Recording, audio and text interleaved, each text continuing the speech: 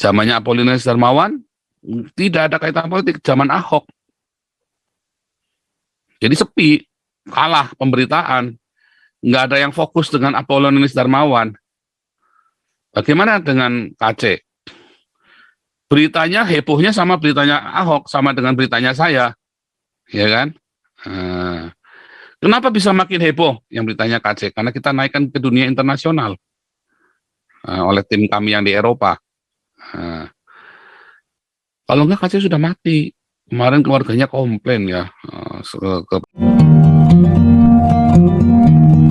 Kita akan memulai tema kita, kesalahan fatal pembelaan atau tim pembela Muhammad KC ya. Nah, ini hari ini kita buka kesalahan fatal. Namun sebelum kita mulai masuk dengan gas nitro, kita persilakan Pendeta Jimmy Sun untuk memberikan kedamaian buat kita semua dengan laporan diakonia. Sebelum kita mulai dengan tema kita, terima kasih Pak Pendeta Jimmy Sun, luar biasa. Kita akan mulai tema kita, kesalahan fatal ya, tim pembela Muhammad KC ya, kesalahan fatal tim pembela disalah bukan pembelaan tim ya, karena ini kan tim ya, jadi bukan cuma lawyernya tapi tim, seluruh timnya. Kita mengevaluasi tim kesalahan tim pembela Muhammad KC. Oke. Satu Yesus. Ya, oke. Kita mulai dari Rencong Aceh. Silakan Rencong Aceh. Halo, salam ya, semuanya. Rencong Aceh, luar biasa. Salam semuanya, terutama Shalom. Pak Teguh Abdullah Putih, Kuaba. Saudara-saudaraku seluruh dunia, ya, kita masuk poin yang penting yang lagi training. Bagaimana nasib KC? Ini hashtag dari saya. Ingat, kasusnya KC itu ada 2 jenderal yang terlibat. Salah satunya Bonaparte, yang kedua lagi, satu lagi maaf ya, Brigjen Prasetyo Eko. Ini berdasarkan informasi saya, intelijen saya dapatkan. Ingat, saya tetap mengacu pada konsep intelijen ulat bulu. Pak Sigit sebagai Trunojoyo I itu udah meradang itu. Melihat kenapa? Di Polri itu ada 4 faksi, sekarang 3 lawan 1. Kalau zaman Tito 1-3, jadi Tito yang menang kan, Sigitnya yang 3-1. Jangan heran, kardun-kardun gentayangan itu Pak. Maaf Pak ya, di Republik tercinta ini, coba kita merenung, 270 juta penduduk Indonesia, ASN yang dulu nama PNS, Pak Budi Putri tahu tuh, 4,5 juta. Coba dibagi 270 juta. Satu ASN melayani 60 orang. Di luar TNI Polri, belum termasuk lain OSN. Jadi negara apa kita nih Pak? Ternyata ASN itu sudah disusupi oleh kadrun-kadrun yang berniat mau korupsi tapi nggak bisa. Kenapa? Masalah tentang jabatan yang menguasai tentang link korupsi. Jadi selama mereka itu tidak dapat korupsi, membuatlah gerakan-gerakan aktif, membuat kelompok komunitas, itulah yang dikatakan kadrung menjurus kepada khilafah. Kemarin saya katakan, Islam di Indonesia ada 3 kelompok, sosio, syariat, dan fundamental. Sosio ini juga sudah disusupin. Sosio itu zamannya Gus Dur, itulah sosio. Lihat aja, di MUI itu jelas orang-orang PB itu yang mayoritas itu udah disusupin khilafah. Syariat zaman Cak Nur, Amin Rais, itu mulai melenceng kepada khilafah. Mereka akan fokus tentang khilafah, Taliban, yang membahayakan bencana bagi negara Republik tercinta ini. Kalau kita tidak ekspos ini, negara kita ini akan kiamat sesuai apa yang disampaikan oleh beberapa pembicara di forum yang terforum ini. Doktrin-doktrin ini yang perlu kita tegaskan. Ayo kita bangkit, kita jangan berbicara agama, kita percaya kita pada Tuhan kita masing-masing. Itu sifatnya pribadi. Dalam rumah tangga pun antara istri, anak, suami terjadi percecokan, tidak satu visi dan misi. sesuai panggilan. Kalau kita kan percaya karena panggilan Yesus yang terjadi dalam hidup, bukan kita cari-cari Yesus. Pastor Paul yang terhormat sebagai Nabi 26. Ini sangat perlu kita tekankan. Saya juga sempat nyasar tadi tentang ada segmen tentang kesehatan. Kalau bisa ada segmen hukum. Karena hukum di Indonesia tidak amburadul, alenia tulisan narasi diksi-diksinya pun bisa dipresenkan di format hukum. Jadi kita harus jujur supaya kita tuh yang benar kita katakan benar, yang salah kita katakan salah. Demikian Pastor. Entry point-nya. Bagus juga itu ya. Itu makanya nanti di class action nanti kita akan bikin ini ya, acara sendiri yang class action itu salah satunya nanti adalah tentang penyuluhan hukum. Karena kemarin kan kita COVID karena darurat ya, kita beberapa orang teriak, tolong kita nggak dapat rumah sakit. Nah, idenya kita bikin dokter COVID itu dari situ. Dan ternyata banyak yang tertolong ya, baik melalui private chat dan melalui ini ya, melalui grup kita akhirnya banyak yang tertolong. Dan dokter COVID ini memang akhirnya banyak sekali membantu, penontonnya makin banyak ya dokter COVID ini ya, makin banyak peminatnya. Namun konsultasi hukum ini sebenarnya perlu, hanya sayang ya itu tadi ya, mudah-mudahan nanti kita teman-teman kayak teman-teman seperti Pak Herbert, Pak Sandy bisa kumpul lagi di sini, kita bisa bikin acara seminggu sekali misalnya kan, bikin konsultasi hukum atau apa begitu ya. Kita bisa bikin acara-acara yang bagus tuh ya untuk konsultasi hukum. Cuman kita mulai dengan acara class action itu nanti. Dari class action itu nanti kita akan mendapat pengarahan-pengarahan hukum, terutama karena rakyat kecil ini kan banyak yang nggak mengerti ya, apalagi masalah YouTubers, IT, masalah kemarin layar teologi saya sempat nonton videonya ya tentang kena dia diancam 600 juta gara-gara pakai penguat signal segala macam. Nah kita perlu tuh ya. Ya, tapi ya mudah-mudahan nanti kita bisa ke sana. Ya. Oke, luar biasa. Kita mau gubrak dulu ya, Pak Rencong Aceh nih. Kita akan masuk dulu di dalam ini nih kesalahan. Nah, teman-teman boleh urun ya, teman-teman yang lawyer atau yang merasa pinter ya bolehlah. Ini adalah yang saya amatin, bukan berdasarkan ilmu hukum yang formal, tetapi berdasarkan ini ya, pengalaman di lapang, juga bagaimana kita melihat masalah-masalah itu bisa diatasi. Nah, saya mau garis bawahi, penyelesaian hukum di Indonesia itu sebagian besar bukan masalah formal, tetapi adalah masalah lobby. Ngeri ya. Nah, itu yang mau saya kasih garis bawahi. Kalau Anda mau pakai legal formal, ya bikin aturan yang lurus sesuai dengan itu, saya jamin nggak akan jalan itu. Itu KC bisa dihukum 6 tahun itu. Ya, kalau Anda pakai legal formal, ya KC itu bisa dihukum 6 tahun. Serem ya. Nggak akan menang. Tidak akan menang. Nah, ya. Lawang Pak Saifuddin saja mau banding saja dia keluar 1 miliar kok. Untuk apa? Nyogok? Bukan, jangan ngomong nyogok, nggak boleh. Ketahuan tambah ruwet lagi tuh. Cuman bagaimanapun juga di Indonesia ini tekanan grup-grup tertentu, lobby-lobby politik itu penting, ya. Anda nggak bisa mengandalkan cuma, wah saya ini dokter hukum, wah nggak ada dokter hukum, ya. Dengan maklar kasus itu kalah. Percaya saya, maklar kasus itu lebih jago daripada dokter hukum. Anda kira dokter hukumnya si Hotman Paris itu dipakai? Enggak. Ya, yang dipakai apa? Lobby politiknya dia, aksesnya dia di belakang. Apakah selalu meluang? Ya kadang-kadang memang melibatkan uang, tapi dalam hal KC ini ya jangan. Kita prioritas dengan apa ya? Dengan lobby. Karena Indonesia ini dipengaruhi dengan unggah-ungguh dan basa-basi. Itu undang-undang hukum di Indonesia ini semua hal ya, semua struktur dalam pemerintahan Indonesia. Ya, pakewu, unggah-ungguh, basa-basi. Percaya saya. Ya, lawang saya pernah nolongin orang itu cuman gara-gara saya kenal sama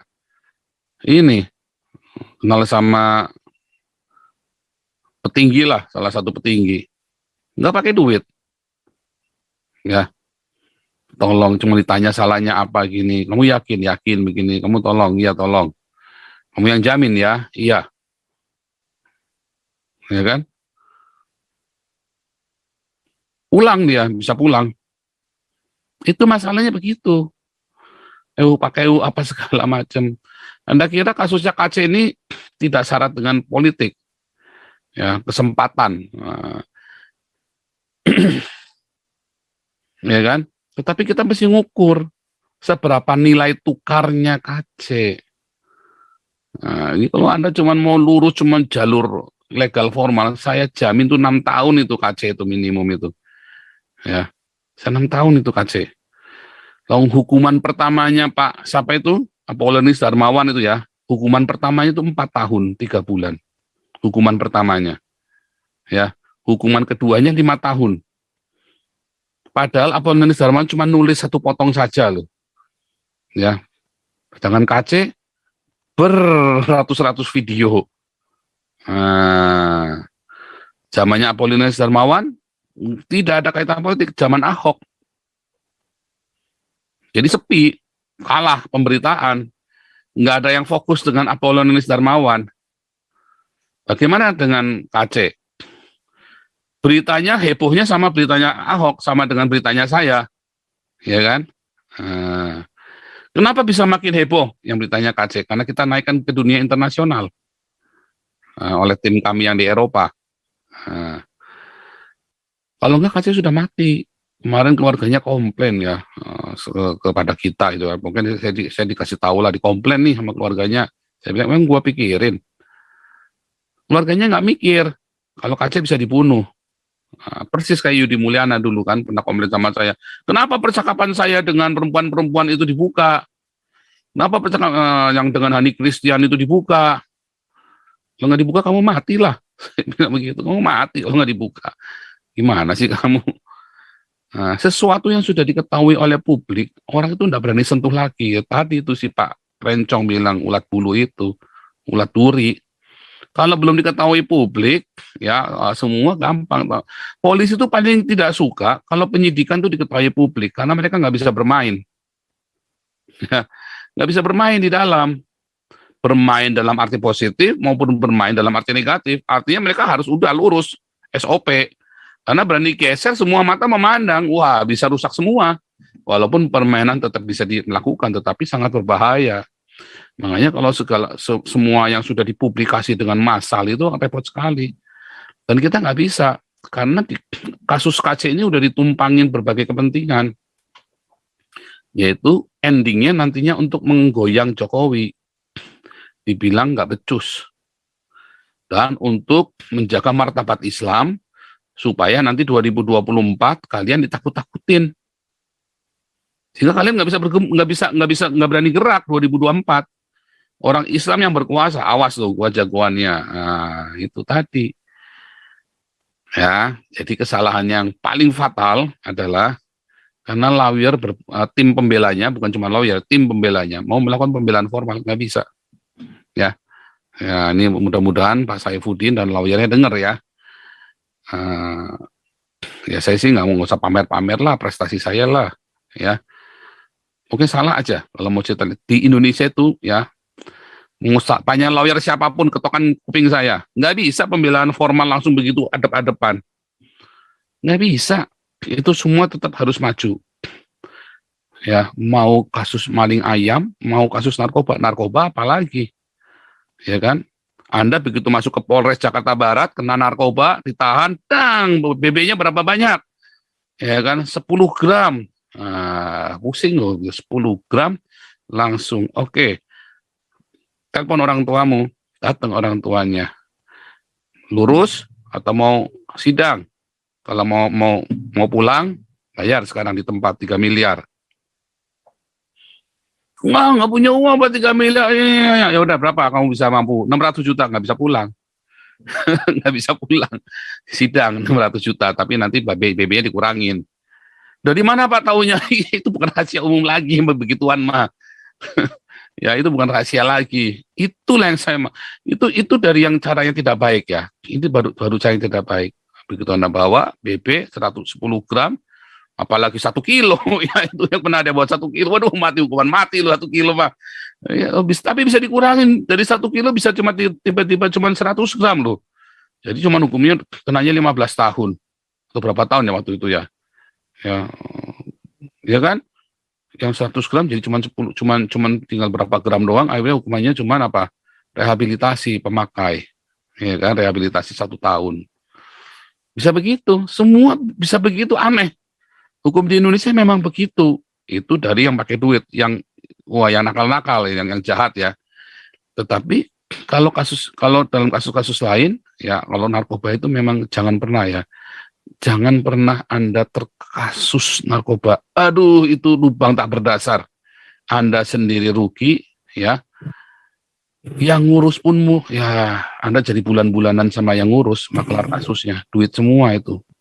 Kalau narkoba. Pak Paul, Ya, saya punya pengalaman itu. Abang saya sepupunya tertangkap pemakai, Pak. Tapi di penjara masuk pagi, sore keluar. Masa tahanan di luar tapi tidak tahu, dianggap di dalam, Pak. Jadi itu memang semua permainan, Pak Paul. ya, Jadi itu sih bukan rahasia lagi. Masuk dari depan, keluar dari belakang. Tapi Ya. ada juga jaminan uang petinggal lah. Iya. Jadi Harus habis ganti kepala. Kalau yang itu tadi, yang Pak Pendeta Jimmy Sun bilang, maka si polisi harus nangkep Ya. orang satu lagi buat tukar kepala, Pak. Karena jumlah kepalanya itu harus ada, Pak. Kan udah ada laporan penangkapan pakai Ya, benar, inisial. Maka supaya dia bisa pulang, dia harus tukar kepala siapa? Itu, Pak. Ya. Itu terjadi di keluarga saya, Pak Paul. Itu bukan rahasia umum lagi ya. Itu memang sudah permainan-permainan gitu. Makanya kalau udah kena narkoba, udah pusing aja deh. Baiknya jangan deh. Baiknya jangan. Karena narkoba ini susah. Kita nggak bisa jalur politik. Karena politikusnya aja takut, nggak berani. Kita nggak bisa pakai jalur tekanan massa apa, nggak bisa. Polisi juga nggak takut. Karena kalau udah narkoba, itu hukumnya udah keras di Indonesia. Jadi udah nggak ada jalur lobby politik, jalur lobby politik atau grup atau agama atau Anda orang baik apa, nggak bisa aja pokoknya kalau udah narkoba. Malah kalau Anda seorang yang bereputasi baik, wah misalnya anak pendeta, wah tambah dikuya-kuya, tambah habis itu. Jangan pikir karena Anda pendeta terus polisi akan berbaik hati atau Anda ustadz polisi akan berbaik hati, enggak, tambah digedein sekalian sama dia, dijadiin sekalian, sampai bayar. Ya, jadi kalau masalah narkoba jangan pernah tersentuh karena negara hukumnya keras sekali, nggak mau tahu dan tidak urusan dengan masalah yang itu negara nggak mau tahu. Dianggap itu nanti uang silumannya itu dianggap buat bahan bakarnya polsek atau polres setempat. Ya, itu udah fakta ya. Dan negara nggak mau tahu, tutup mata. Anda mau pergi ke Komnas HAM, mau pergi ke ICW segala macam, nggak kepake aja, pokoknya nggak mau tahu mereka. Karena itu narkoba ceritanya. Salah-salah nanti ICW berani masuk ke dalam, dibilang, wah kamu yang nyuplai ya, oh bisa digulung sekalian sama penyidiknya. Jadi kalau narkoba jangan cerita ya, baiknya jangan pernah tersentuh. Ya, tapi itu saya maksud itu dengan cara yang tidak baik, dengan uang tadi saya bilang tadi kan. Tetapi bagaimana dengan kasus-kasus yang lain? Illegal logging, kasus kriminal yang ini ya, bukan yang tidak memakan korban jiwa yang saya maksud. Ya itu Anda harus dengan lobby politik, karena itu adalah, apalagi kalau Anda melakukan perlawanan hukum yang dianggap makar atau yang dianggap menista agama, nah itu Anda harus melakukan lobby dengan orang-orang, atau Anda melakukan tindakan yang pencemaran nama baik dan sebagaimana, itu Anda harus ingat ya bahwa ada ewuh pakewuh di Indonesia itu, dan ada damai, perjanjian bisa damai. Anda bisa damai. Nah kalau sudah damai begitu, ya Anda gunakan jalur damai, kayak ya Waloni gunakan jalur damai supaya hukumannya ringan. Tapi KC bagaimana? Apa minta damai juga? Wah, awas. Langsung bisa dilepehin itu begitu minta damai si KC. Cuman kesalahannya lawyernya ya, dia terlalu bangga yakin dengan jalur lurusnya, nggak akan jalan. Saya kasih tahu nggak akan jalan, itu bisa kena hukuman maksimum itu si KC itu. Jadi bagaimana ya, gunakan jalur-jalur yang ada, ya kan? Yaitu jalur apa, lobby ke orang-orang yang berkaitan. Apalagi ini undang-undang dengan pasal karet, pasal nggak jelas. Tadi saya ada masukan juga dari seorang ahli hukum senior ya, ahli hukum senior aktif ya. Saya nggak boleh sebutkan jabatan dan namanya masalahnya. Ya, harus menggunakan lobby dengan pendekatan filosofi dari PPNS ya, Undang-Undang Nomor 1 1965. Karena di situ Undang-Undang 156 itu dimasukkan. Saya bilang sama beliau, Pak, itu kan cuma retorika doang, Pak. Dari dulu mah nggak pernah dipakai, Pak, filosofi. Maksudnya begini loh, di dalam Undang-Undang Penistaan Agama, seharusnya sebelum orang itu ditangkap polisi, harusnya di lobi dulu dipanggil, dikasih surat, dikasih peringatan. Itu yang benar. Baik itu Yahya Waloni, Abdul Somad, itu yang dilakukan ke Abdul Somad tuh peringatan. Ya, itu yang dilakukan ke Abdul Somad, dikasih peringatan. Tetapi Yahya Waloni ya kan langsung ditangkap. Makanya kan mereka mau pra-peradilan kemarin lawyernya kan. Nah, AMKC juga sama. Tetapi setahu saya itu nggak berlaku buat Yusuf Roni, tidak berlaku buat Rusli Mono Arfa, tidak berlaku buat namanya Saifuddin Ibrahim. Saifuddin ini tahu persis. Dia sendiri dijemput, baru pagi-pagi dibikin laporan polisinya. Saifuddin itu ditangkap tanpa laporan polisi, baru pagi-pagi itu dibikin laporan polisinya itu. Ya. Kenapa? Kalau dibikin dulu laporan polisinya bisa bocor keluar. Alasannya kan begitu kan. Sehingga Saifuddin nggak bisa ditangkap, ya pindah lagi, pindah lokasi, bisa bocor. Itu yang terjadi. Jadi yang benar apa? Ya kita dengan pendekatan. Kesalahan fatal yang kedua tadi ya, bahwa tim pembela ini dia nggak mau dipublikasikan, ya, malu dengan publikasi yang bombardir. Padahal kasus ini harus dilawan dengan publikasi yang bombardir, sehingga tekanan-tekanannya ya kita lihat ya, orang-orang Islam ya mereka berusaha membombardir kan asalnya kan. Tetapi kan nggak bisa kalah dengan orang YouTuber Kristen karena militan. Orang Islam kalau nggak dibayar mana jalan. Kalau kita orang-orang Kristen nggak dibayar, kita jalan semua, malah kita kasih duit. Kemarin kan saya dengar tuh YouTuber Islam pada keluh kesah kan. Siapa yang mendanai Yahya Waloni, yang ngeduitin siapa? Nggak ada. Ya kemarin dari mulai zamannya Saifuddin, ya kita kumpul dana ratusan juta. Ini ke Aceh aja, di Saifuddin pegang udah 400 juta. Ya kan? Lalu bagaimana dengan kasus-kasus yang misalnya contoh nih seperti Apollinaris. Dulu karena saya nggak tahu. Kalau saya tahu ada kasus itu kita bikin gede. Saya baru tahu setelah vonis. Setelah vonis baru kita naikkan di sini. Waktu ditangkapnya itu saya cari, nggak ada yang tahu. Saya cari berbulan-bulan. Setelah itu kita udah acara-acara gini, saya bikin buka kelas gini, saya baru tahu ada teman yang tinggal di Bandung yang kasih tahu gerejanya ini, pembinanya ini, sering dibesuk namanya ini. Nah baru tuh saya kejar, baru kita bisa kontak. Dan kemudian kita mulai kumpulkan dana. Tapi udah terlambat. Terus beliau bilang mau banding. Saya bilang banding kalah nanti. Uangnya juga nggak cukup, habis. Daripada banding uangmu habis, mendingan buat kasih makan kamu, makan yang enak di dalam. Itu kan, nah kita peliharakan karena keluarganya nggak mau ngurusin Pak Apollinaris Darmawan, bener-bener nggak mau ngurusin keluarganya, besuk aja kagak, ya. Nah, yang ngurusin kita kenapa? Karena keluarganya ketakutan, anak perempuannya dipukul sama orang Islam itu, anak perempuannya itu, serem itu, makanya mereka ketakutan semua. Nah, bayangin, padahal mereka orang pribumi loh ya, Apollinaris Darmawan ini orang pribumi, ex pegawai kereta api. Pernah sekolah di Jerman. Pribumi, apalagi kalau orang-orang yang non pribumi memang dibikin supaya Anda ketakutan. Itu masalahnya. Nah, jadi kesalahan yang kedua adalah itu tadi ya, bahwa masalah pendekatan hukumnya. Pendekatan hukumnya si tim pembela ini yang nggak berani melakukan tindakan yang publikasi secara terbuka dan bombardir.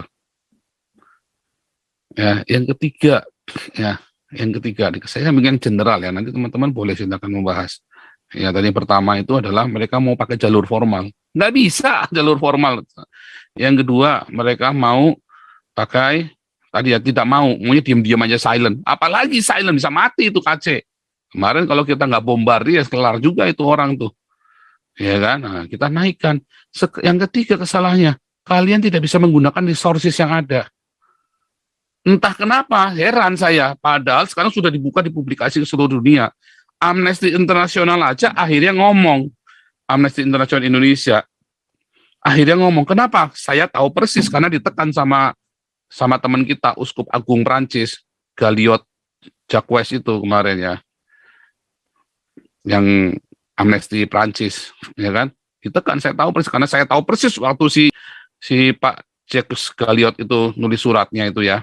Nah, kita tahu persis. Ditekan Amnesty Internasionalnya. Ya, dan koran-koran seluruh dunia, news seluruh dunia itu sudah memberitakan Amnesty Internasionalnya kurang ajar sama Komnas HAM-nya. Nah, kita tekan. Nah, nggak bisa kalau Anda tidak melakukan tekanan begitu, Anda mau direct begitu, nggak bakal menang. Nggak bakal menang.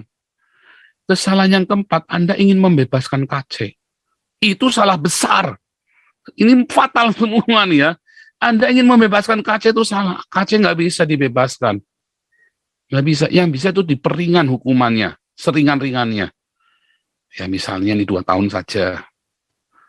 Ya rata-rata itu 2 tahun. Saifuddin akhirnya vonisnya 2 tahun ya. Banding akhirnya 2 tahun. Ahok 2 tahun. Penistaan agama itu rata-rata 2 tahun. Meliana 18 bulan. Ya, setelah habis-habisan. Ya kan? Jadi nggak bisa di bawah 2 tahun itu Anda nggak bisa. Si KC itu susah. Tapi biar maksimum 2 tahun. Jangan 6 tahun. Tapi kalau Anda mau minta bebas, waduh, itu bisa perang Baratayuda itu di Indonesia itu kalau mau minta bebas. Nggak bisa. Ya. Yang bisa, pasal 156A-nya itu digugat. Itu yang mau kita lakukan sekarang. Nah, itu tuh kesalahan 4 kesalahan yang fatal yang dilakukan oleh tim pembelanya Pak KC. Saya sendiri komunikasinya dengan Pak Saifuddin tiba-tiba terhambat, tiba-tiba sulit. Ya kan, jarang dijawab, ya ditelepon juga nggak diangkat. Ya kita juga stop sih ya, karena kan nggak dibukakan, kita dari awal sudah, bukan saya nggak percaya Saifuddin ya, saya percaya ya, cuman kita dari awal sudah janji kepada masyarakat bahwa rekening ini kan Saifuddin sendiri udah janji di sini akan dibuka tiap minggu. Tiba-tiba, nah ini kesalahan yang kelima ya. Mereka tidak berani melakukan penggalangan dana secara publikasi dan dipublikasikan dengan transparan. Untuk tempur itu butuh dana loh, ya. Kalau punya uang, pakai saksi ahli, bayar. Saksi ahli itu bayar. Ada yang bayarnya cuma 5 juta, ya. Ada yang bayarnya bisa 100-200 juta. Tergantung seberapa profesionalnya dia. Kalau perlu saksi ahlinya itu kan ketua PBNU. Atau apa ya, yang Said Akil itu ya, Rais. Nah, itulah namanya, saya juga lupa tuh, nama itu susah. Lalu kan dia. Saksi ahlinya bisa pakai Denny Siregar, yang jelas anti radikal, anti Yahya Walloni. Dia akan menyalahkan KC, tetapi akan memperingan, karena KC ini adalah respon dari Somad dan Yahya Walloni, Irina Handayani CS. Dan harus public figure yang sangat berpengaruh dalam politik Indonesia. Kan bisa pakai juga Ruhut, dibayar, ya kan? Untuk waktunya. Memang begitu. Nggak punya uang, kumpulin, ya kan? Coba kalau kita kumpulin bisa 1 miliar, kita bisa saksi ahli bayar berapa saksi ahli, 200 juta, 300 juta, ambil.